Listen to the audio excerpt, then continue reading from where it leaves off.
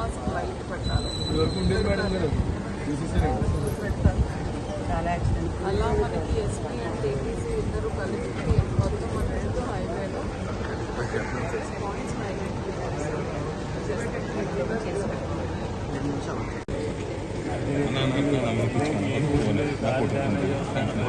Points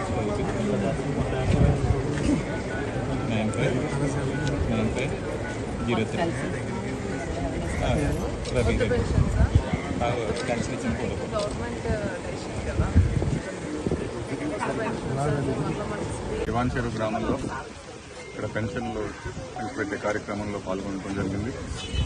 అయితే ఏదైతే మేము సూపర్ 6 అని చెప్పేసి వాగ్దానాలు మా ప్రభుత్వం తరఫున ఇచ్చామో అవన్నీ అమలు చేయాలని చెప్పేసి దృఢ సంకల్పంతో మా నాయకులంతా కూడా ఉన్నారు.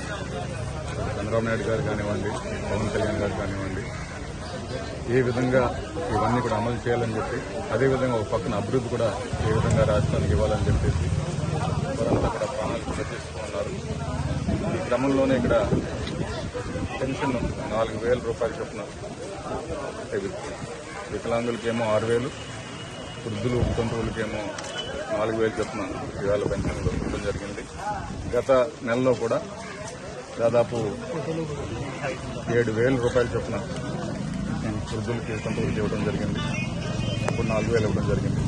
ఈ మండలం ఒకటే మనం చూసుకున్నట్లయితే రాజనగరం మండలం 15,500 ఒక పెన్షన్లు ఉన్నాయి. దాదాపు 6 కోట్లు పైబడి ఇక్కడ ఈరోజు ఇవ్వడం జరుగుతుంది. అదేవిధంగా మన తూర్పుగోదావరి జిల్లా చూసుకున్నట్లయితే 100 కోట్లు పైబడి ఈరోజు పెన్షన్లు ఇవ్వడం జరుగుతుంది. రానున్న రోజుల్లో బహుశా ఈ నెలలోనే ఆగస్టు 15 లోపు ఇంకా ఉచిత బస్సు కానివ్వండి, మహిళలకు 1,500 చొప్పున ఇవ్వడం కానివ్వండి, 3 గ్యాస్ సిలిండర్లు ఫ్రీగా ఇవ్వడం కానివ్వండి, ఇవన్నీ కూడా మొదలవబోతున్నాయి. సో ప్రతి నెల ఏదో ఒక కొత్త పథకంతో ఈ సూపర్ 6 అమలు చేయడం అనేది జరుగుతుంది. రోజు ప్రతి నెల కూడా ఒక పండగలాగా మన రాష్ట్రంలో జరగబోతుందని చెప్పేసి మేము ఆశిస్తున్నాం.